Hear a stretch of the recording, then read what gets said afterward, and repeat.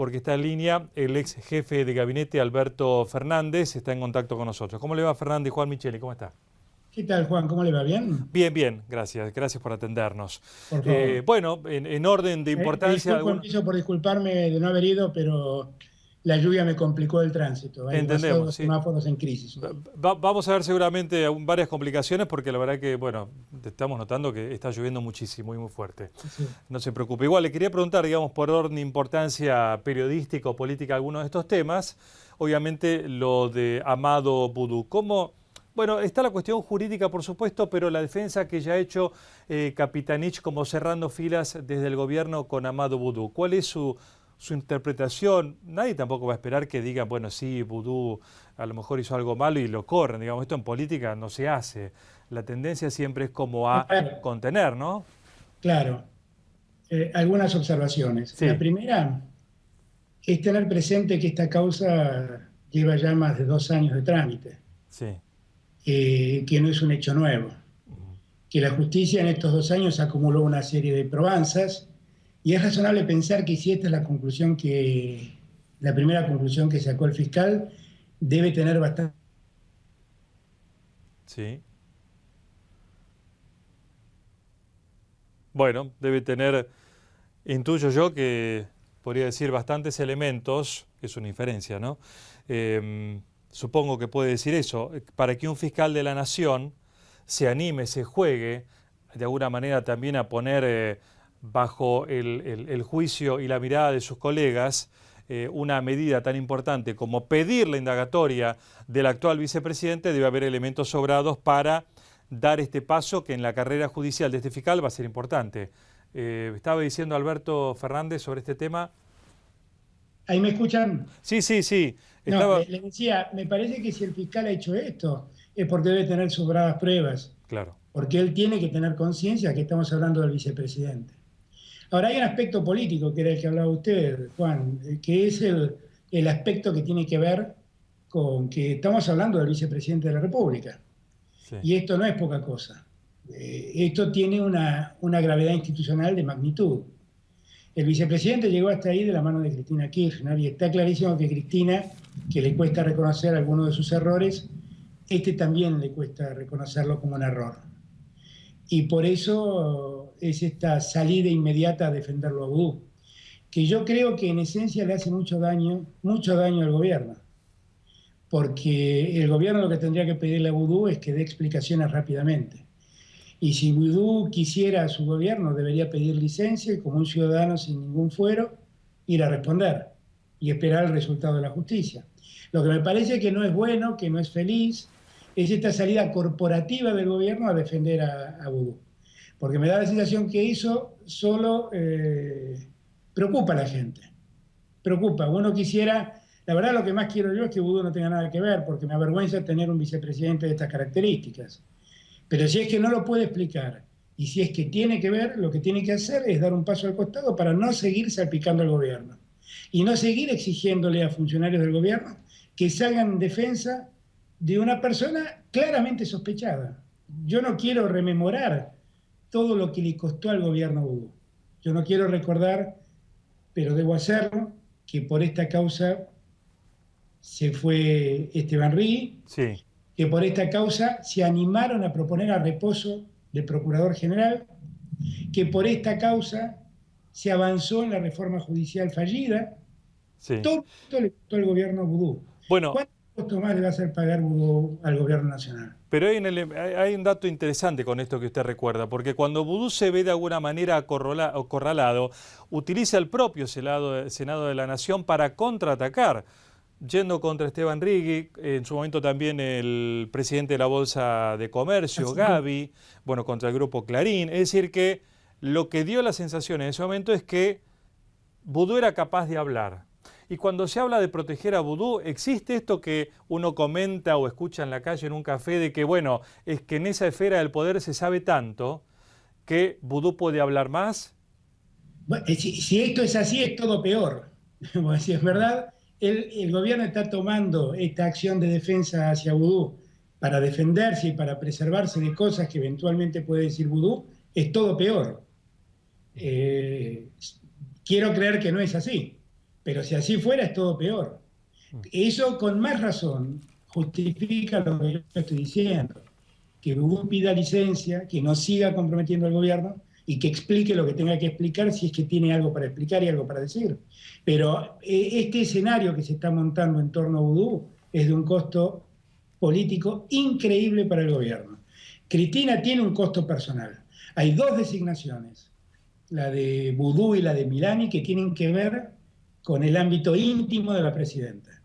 La presidenta designó a esas dos personas, casi las impulsó a esas dos personas a título personal y obligó a todos, sus seguidores por supuesto, a someterse a esa decisión de ella. Y el costo es exclusivamente de su decisión. Ahora, el interés que está reflejado en la causa judicial, en el expediente, que Vudú como ministro de Economía tuvo un interés particular por la empresa Chicone, ¿era solo un interés de Amadou Vudú o también era interés de Néstor Kirchner de saber qué pasaba con esa empresa? Bueno, yo ya no lo sé, pero me da la sensación que, por lo que vi y por los tiempos, que todo ocurrió tras la muerte de Kirchner. O sea, que toda la operación se llevó adelante tras la muerte de Kirchner. Con lo cual no sé si Kirchner estaba al tanto o no, pero debo suponer bueno, que todo ocurrió tras la muerte de Kirchner. A mí me parece que la defensa cerrada del gobierno Vudú tiene que ver con el hecho de que somos muchos los que sabemos, diría de toda la Argentina, que esta fue una decisión personal de Cristina Kirchner y que la defensa tiende a no hacerle pagar a Cristina el error de su propuesta de Vudú vicepresidente. No la idea de mantener en secreto algo, no me parece. De todas maneras, lo que se ha visto a lo largo de estos años es que rara vez el gobierno ha dado marcha atrás, por el contrario, insiste con su política. En el caso de Vudú es por eso inimaginable que pida licencia, se corra o la presidenta le pida un paso al costado. No sería a lo que estamos acostumbrados. Es absolutamente cierto. Por eso yo trato de recurrir, tal vez ingenuamente, a la ética de Vudú.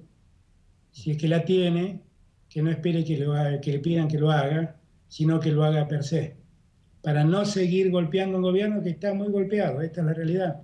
Un gobierno que está en un dilema económico sin resolver, que hace un mes decía que los dólares subían, el precio del dólar subía porque los bancos intervenían, 15 días después dijeron que eran los narcotraficantes, y ahora la presidenta dice que el dólar sube porque los asalariados compran dólares. Cuando uno ve esta sucesión de declaraciones, la única percepción que tiene es que es un gobierno desorientado.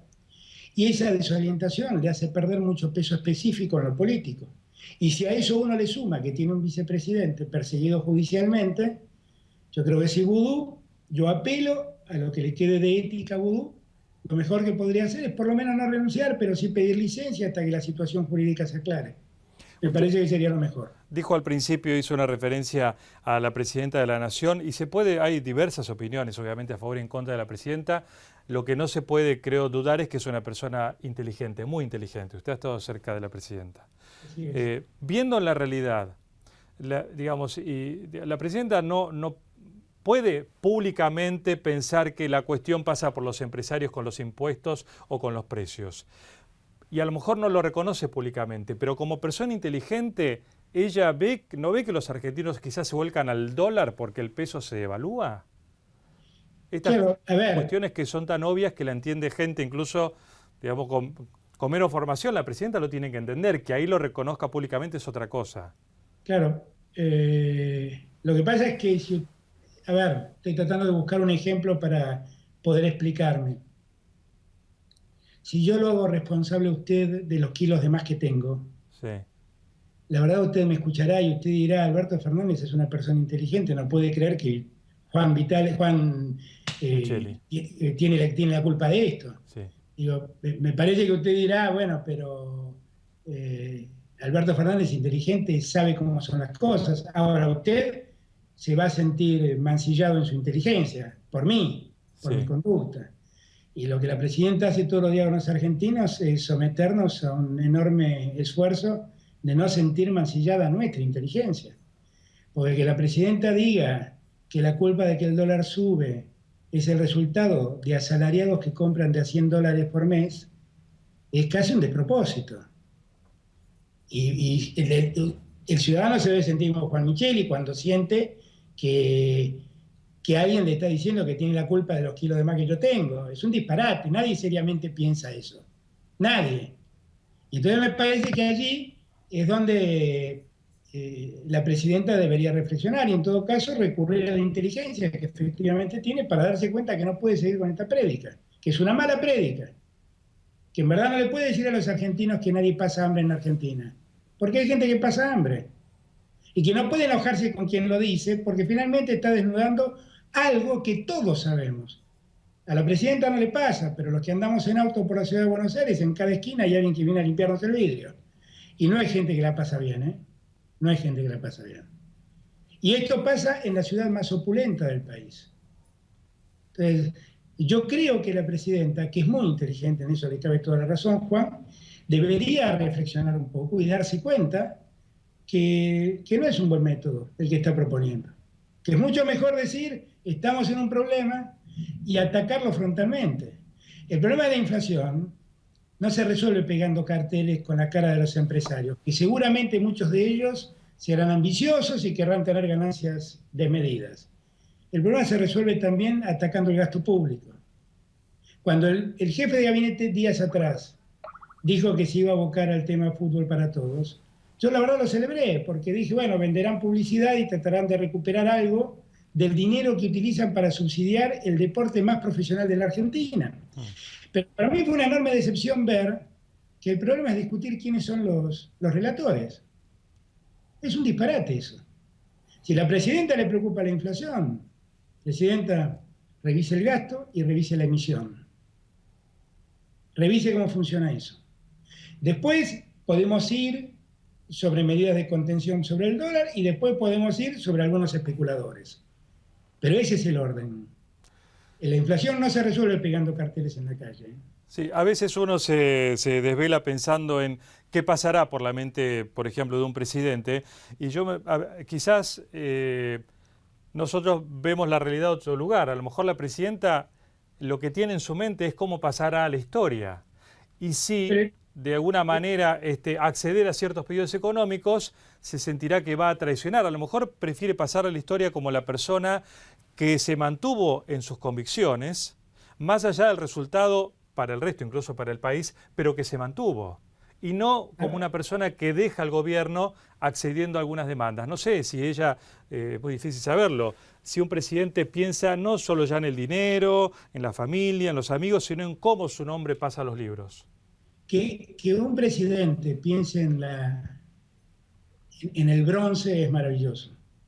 Que un presidente actúe de acuerdo a sus convicciones es algo que me parece absolutamente rescatable. Ahora, hay una diferencia entre el convencido y el necio.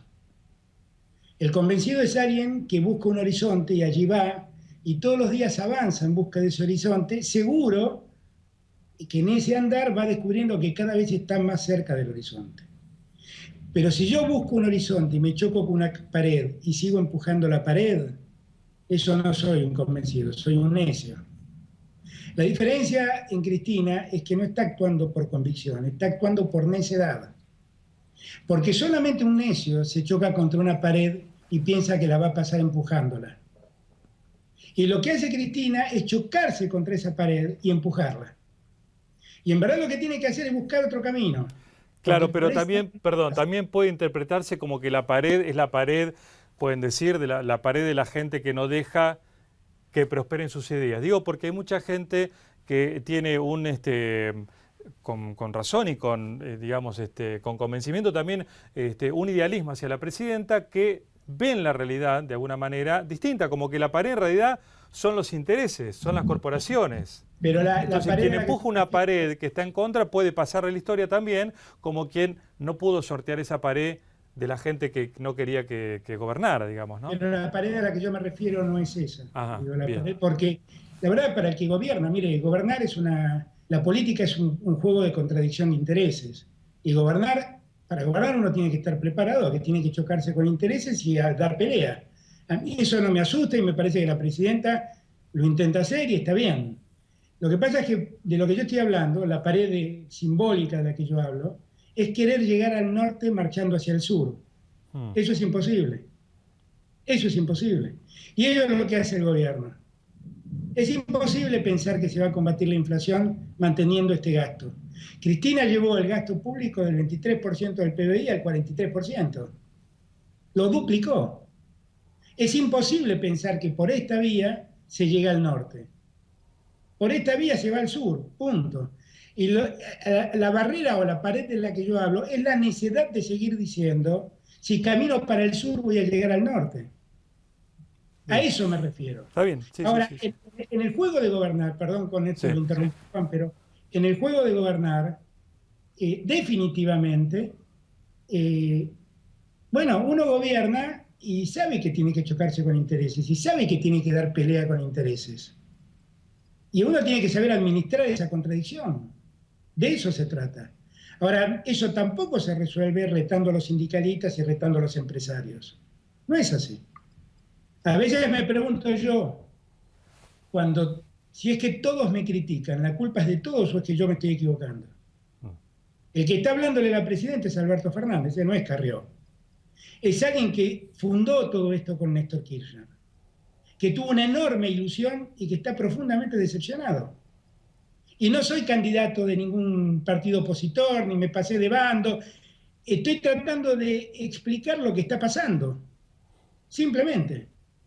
No tener la capacidad de darse cuenta que el que está hablando es alguien que fue un aliado importante, para no poner otro calificativo, y que está hablando desde la preocupación de ver cómo todo esto se va demacrando. Eso es necedad, eso no es convicción. Bueno, ya que trajo el nombre de Carrió, me da pie para la pregunta que le iba a hacer, que justamente Carrió lo que plantea es que esto no es solo el kirchnerismo, que es el PJ, y que el PJ tiene que hacerse cargo de lo que está pasando en el gobierno, incluido Sergio Massa, Daniel Scioli, digamos, para la oposición, no la renovación justamente del kirchnerismo, justicialismo, es más de lo mismo, como dice Carrió. ¿Usted cree que hay diferencias o no? ¿O si siempre es el PJ con sus variantes que gobierna en la Argentina y se alterna en el poder, llevando las internas abiertas a las elecciones nacionales? Eso es un planteo de Carrió que está llevando agua para su molino en una campaña y desde ese lugar se entiende. Pero es tan arbitrario como decir que los 2 años que gobernó el gobierno que ella apoyó, que se llamó la Alianza, hicieron añicos la Argentina. La verdad es que es una arbitrariedad que yo dijera eso de Carrió, tan arbitrario como lo que dice de nosotros, tan arbitrario. Yo creo que la Argentina sí tiene que aprender, y el peronismo también se debe un debate, porque yo creo que el peronismo tiene responsabilidad en esto, pero también lo tiene el radicalismo, también lo tiene la alianza de la que ella formó parte, también. Y en todo caso tenemos que hacer A mí lo que más me preocupa es que la Argentina no aprenda de sus experiencias. Porque esto que estamos viviendo hoy no es repetir la experiencia del peronismo. Honestamente, es repetir la experiencia del alfonsinismo. El gobierno hoy en día se parece muchísimo al gobierno de Alfonsín en sus últimas épocas. En materia económica. ¿Cómo? En materia económica. Exactamente, con un banco central que va al auxilio de un gasto público imparable y con una cotización del dólar que se ha ido por las nubes, una pérdida de reservas también inmanejable. Entonces, ¿qué experiencia estamos repitiendo? ¿La de alguna etapa del peronismo? No, la del radicalismo. La del radicalismo. Y yo quiero aclarar para que nadie se confunda, que Raúl Alfonsín me apreció con su afecto, trabajé en su gobierno y guardo por él el máximo cariño. Pero digo que esas definiciones que a Elisa Carrió le gusta dar son definiciones muy antojadizas, maniqueas y manipuladoras, que en verdad no tienen mucho de sustento final. Lo que sí creo es que todos debemos aprender de lo que nos fue pasando para no repetirlo. Y lo que siento que muchos no lo hacen y repiten cíclicamente historias que son muy negativas para la Argentina y para todos nosotros. Ahora, usted dice que el Partido Justicialista también es responsable, ¿no? Ahora, ¿hay una responsabilidad en esta cuestión política, dice usted? Y sí.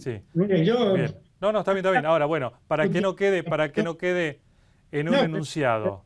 A ver, Juan, sí. Yo en esto soy más que explícito. Sí. Me llaman traidor por decir estas cosas. Sí. Pero hay una parte del justicialismo que vota lo que le manda Kicillof, que acompañó el cepo cambiario, que acompañó la reforma judicial, esa vergonzosa democratización de la justicia, que apoyó el pliego de Milani. Eso también lo hizo parte del justicialismo y uno no puede desentenderse. Por eso yo creo que sería un necio si yo dijera que eso no es así. Eso es así, obviamente que es así. Y por eso algunos como yo, hace 6 años tomamos distancia y venimos diciendo este tipo de cosas. Le quería, ya con los últimos minutos, Marco Rubio, este senador republicano ultraconservador, de hecho proviene del Tea Party, lo más conservador de Estados Unidos en materia política, ha sido muy crítico en el país. ¿Esto cree que influye sobre los negocios en la Argentina, que no, que es previsible de un partido un sector ultraconservador? No, el Tea Party es en los Estados Unidos la marginalidad extremista de derecha, la marginalidad conservadora, ni siquiera es el republicanismo, es la marginalidad conservadora. Tiene una visión absolutamente tremendista, que bueno, lo han dejado Obama sin presupuesto, han parado el gobierno de los Estados Unidos durante 16 días, si no me equivoco, por no aprobarle el presupuesto, un aumento en su capacidad de endeudarse. Yo creo que hay que tomarlo como los dichos de un fundamentalista de los republicanos americanos, no como la posición del gobierno americano. Bien, y la última con respecto al fútbol para todos, que justamente hoy empieza el torneo, veremos con qué relatores, pero ¿qué pudo haber pasado? Hay trascendidos de que la presidenta le dijo a Capitanich o a alguien, Tinelli se cree que tiene más poder que yo. ¿Puede ser que la presidenta lo ve en esos términos? Y puede ser porque lo hace públicamente, puede ser. Cuando nos decía a nosotros que no critiquemos, que hagamos un partido y saquemos el 54% de los votos, nos decía eso. Nos decía lo mismo. Puede ser. ¿Qué decía? ¿Qué frase decía? ¿Qué frases decía? Y claro, decía aquello de, antes si quieren criticarme, hagan un partido y saquen el 54% de los votos y después vengan. Era lo mismo que decirme, vos no tenés el poder que yo tengo, no vengas a discutir conmigo. Así que lo decía públicamente, no es que lo decía en reserva, ¿no? Lo decía públicamente, lo decía el jefe de gabinete de entonces, Abal Medina. Entonces me parece a mí que es muy posible. Lo que la presidenta tendría que darse cuenta es lo que significa a esta altura de los acontecimientos el fútbol para todos. El fútbol es un, entre comillas, bien preciado para la sociedad argentina. Todos somos futboleros. A todos nos gusta mirar el fútbol gratis, a todos, absolutamente. Pero a muchos nos preocupa que ese fútbol gratis lo pague la gente cuando en verdad podría, por ejemplo, venderse publicidad. Ahora, si todo el tiempo de fútbol para todos es para que los relatores hablen maravillas de los funcionarios, para que nos anuncien quién va a estar en 6, 7, 8, y para que pasen la obra pública que el gobierno está haciendo, me parece que entonces eso se desnaturaliza totalmente. Y me parece que ahí la que dijo la verdad es Eve Bonafini. Sí. Ellos creen que el fútbol para todo es para hacer política. No se trata de hacer negocios, se trata de no gastar en los recursos públicos en eso. Pero también pensar que un hombre como Marcelo Tinelli, con tanta trayectoria en el negocio del espectáculo, pueda simplemente ser una persona que baje la cabeza y acepte órdenes, es no conocerlo a Marcelo, digamos. Si se convoca una figura así es para que ordene, para que disponga, para que actúe. Yo, mire lo que le voy a decir, Juan. Ya a esta altura de los acontecimientos, no quiero que hagan del fútbol para todos un espectáculo, quiero que dejen de perder plata. Si la gente supiera que el fútbol para todos cuesta alrededor de 1.500 millones de pesos y que la asignación universal por hijo cuesta alrededor de 4.000, usted se da cuenta del dinero que estamos destinando a eso. Si pudiéramos recuperar algo de ese dinero, si alguien sensatamente saliera a vender publicidad para recuperar algo de ese dinero, fíjese que con todo eso que sigan dejando al relator militante, a todas esas payasadas que dicen a mí, casi estoy dispuesto a soportarlo, bajo el volumen en todo caso. Pero lo que es imposible de entender es que se siga garantando de este modo, es insostenible. Mire, cuando la presidenta presentó el fútbol para todos, el día que dijo que los goles estaban secuestrados, ese mismo día dijo que con el dinero que recaudaran de la venta de publicidad iban a sostener el deporte amateur. ¿Sabe cómo termina la historia? Porque en Argentina nos olvidamos. Sí. que cada vez que hacemos una compra con tarjeta de crédito pagamos un impuesto para subsidiar el deporte amateur. Y el fútbol para todos sigue funcionando como funciona. Buen dato para revisar. La última, teniendo en cuenta entonces la conducta de la política del gobierno, la presidenta de estos últimos años. Ya sabemos cómo piensa, cada vez que reaparece en público reafirma sus ideas, sus convicciones, su política. Con 2 años por delante, cuando uno no ve que pueda haber cambios, ¿cómo seguirán los 2 años? Van a ser 2 años difíciles, no tenga duda, Juan. Van a ser 2 años muy complicados. Son 2 años de mucha complejidad económica y de mucha turbulencia política. Como le gusta decir a Sergio Massa, vamos a andar en un avión en pleno de una tormenta, en medio de una tormenta, con los cinturones ajustados y temblando porque tenemos sensación de caída. Pero yo quiero creer que el avión no se va a caer y que la inteligencia de la presidenta va a hacer cambiar el rumbo y nos va a sacar de la tormenta. Y que muchos queremos ayudarlo. En estos días se ha hablado mucho de la no finalización del gobierno, Sí. de la Asamblea Legislativa, del llamado anticipado de elecciones. La verdad es que todos los que hablan de eso, todos son del gobierno. Nadie fuera del gobierno quiere que la presidenta se vaya antes de tiempo. Nadie fuera del gobierno quiere vivir el trauma de una salida anticipada. Lo que sí quisiéramos es que la presidenta nos escuche y que en todo caso revise alguna de sus ideas, porque ella en el peor de los casos, o en el mejor de los casos, es solo dueña de una verdad relativa. Y hay otras verdades. Y sería bueno que escuche otras verdades, porque tal vez entre su verdad y las otras se va acercando a la verdad, que es lo que no hace. Bien, me queda una más y le prometo que es la última. Cuando la presidenta le habla con tanta efusividad y entusiasmo a los chicos que suelen ir a la casa de gobierno, ¿usted cree que por ahí está pasando la búsqueda de la formación de, digamos, un respaldo juvenil tan importante? Porque le dedica mucho tiempo a esas palabras a los chicos. Y es una edad en la que hemos pasado todos, a veces se obnubila, quizás es mucho más idealista también que cuando uno es más grande. ¿Hay una estrategia política ahí también? Sí, claramente, claramente. Yo, igual a mí siempre me gusta dividir aguas, ¿no? En la cámpora hay muchos pícaros que buscan cargos y hay mucha gente que honestamente cree. Hay muchos chicos que honestamente creen. Y hay muchos chicos seducidos con la idea de patria sí, colonia no.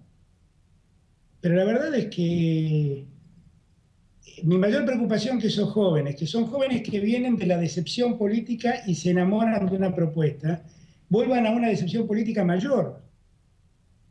Porque algún día se van a enterar cómo fue el acuerdo con Chevron, que no lo quieren mostrar. Y algún día se van a enterar las concesiones que ha hecho el gobierno para salir del atolladero en el que se ha metido. Y algún día se van a enterar que la devaluación es un ajuste sobre los que cobran un salario. Y algún día se van a enterar que el gobierno se resistió a dejar de cobrarle impuestos a las ganancias a los que viven de un sueldo. Y algún día se van a enterar que el jefe de nuestras Fuerzas Armadas es un hombre acusado de haber violado derechos humanos. Y entonces todo el relato ese que compraron desde la honestidad va a caer. Y lo que vamos a tener es una juventud más decepcionada, mucho más decepcionada. Muchas gracias por atendernos. Que tenga un buen día, Alberto Fernández. Muchas gracias, Juan. Un abrazo muy grande y una alegría verlo allí. Bueno, muy amable. Gracias.